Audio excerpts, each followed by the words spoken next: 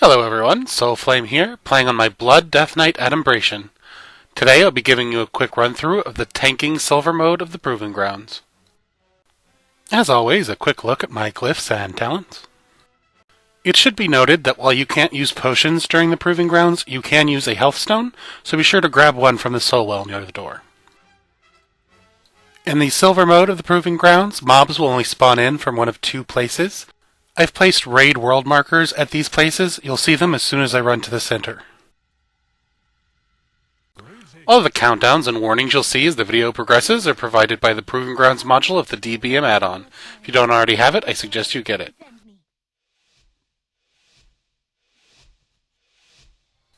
The Rippers in Wave 1 don't have any special abilities, so you won't need to use any cooldowns to counter them.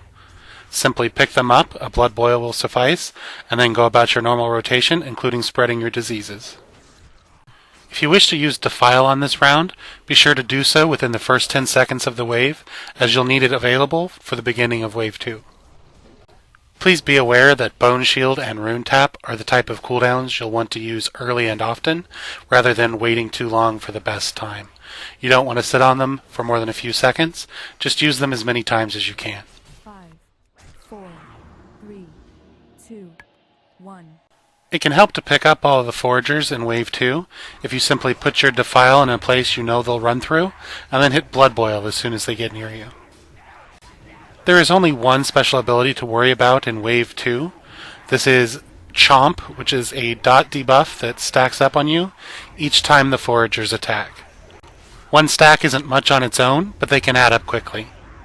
You may wish to use a minor cooldown during this round. Anything that helps reduce your physical damage taken should help you greatly. Dancing Rune Weapon and Rune Tap are good choices for class abilities, although if you have a Trinket or Racial that will help you out, you might go to those as well.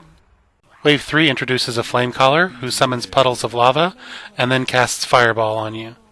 Standing in the lava causes damage to you and also causes a stacking debuff that increases the damage you take from all sources.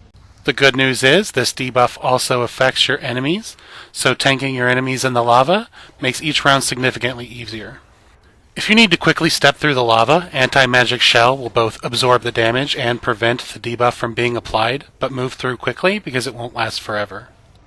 Don't forget that you can use Death Grip and Interrupts to help you reposition enemies. 4, 3, 2, 1. Wave 4 is basically a slightly harder version of Wave 3, and you'll need to handle it in much the same way. Don't forget to use your repositioning tools and your anti-caster toolkit to tank everything in the lava. I don't do a very good job of tanking anything in the lava in this round, but doing so makes the round significantly easier. I end up having to use a major cooldown in Icebound Fortitude during this round. If I had positioned everything correctly, I may have been able to avoid that.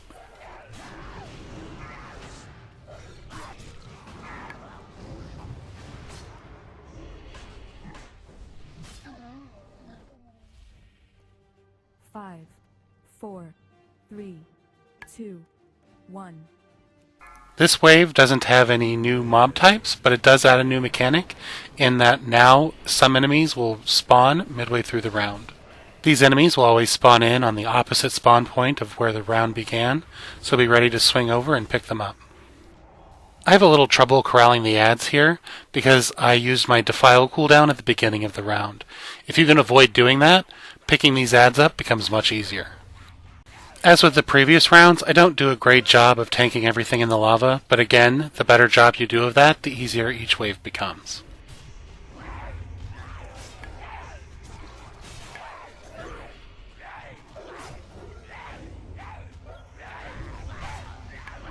Five, 4, 3, 2, 1. Wave 6 features a Wind Guard, which has a very annoying special ability. Every few seconds he'll do a knockback effect that also drops all of his threat against you. To counteract this, be prepared to taunt. As soon as you taunt, hit it with a high threat ability that has some range, for example, Icy Touch.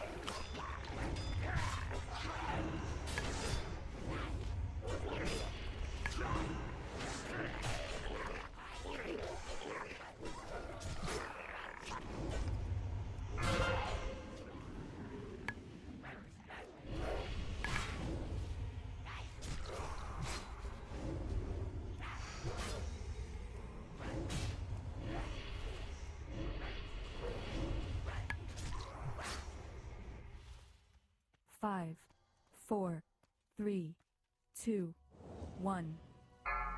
Wave 7 is yet another wave in which making good use of lava can make the round much easier. As per usual, you'll want to position everything in the lava as best you can. However, thanks to the wind guard, there are two special considerations you should also keep in mind. First, because of the knockback, you'll want to be careful of having lava puddles behind you so that you don't get knocked into them. Secondly, pick a position such that the wind guard's path involves flying through several lava pools each time he drops threat and you taunt him back. A cooldown I haven't mentioned yet is your Dark Simulacrum. You may wish to use it to copy the Flamecaller's Pyroblast, as it does a decent amount of damage. Please do note, though, that it's not a traditional spell reflect, in that it doesn't prevent you from taking the damage, it only gives you a copy of the spell to cast yourself.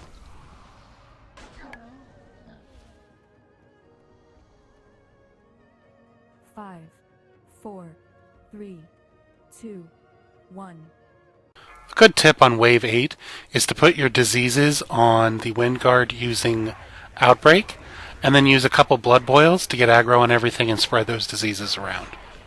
Much like Wave 5, Wave 8 will have new adds spawn in midway through the round, so be ready to pick those up. Wave 8 has the potential to do a fair bit of damage, so you may want to make sure that you have at least 1 or 2 cooldowns available to survive. Once the Flamecaller spawns in, it'll start putting down the lava pools. As always, you want to take advantage of these as best you can.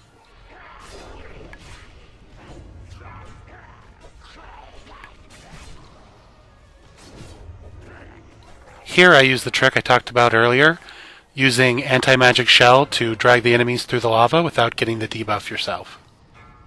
Aside from your class abilities, racials and on-use trinkets can also be useful minor cooldowns, and additionally, don't forget that if you get too low on health, you have an emergency button by way of your health stone. Just remember that the essence of tanking is control.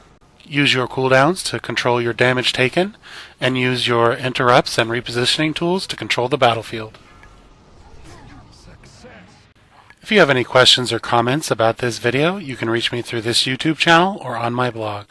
As always, thanks for watching, and I hope this video helped.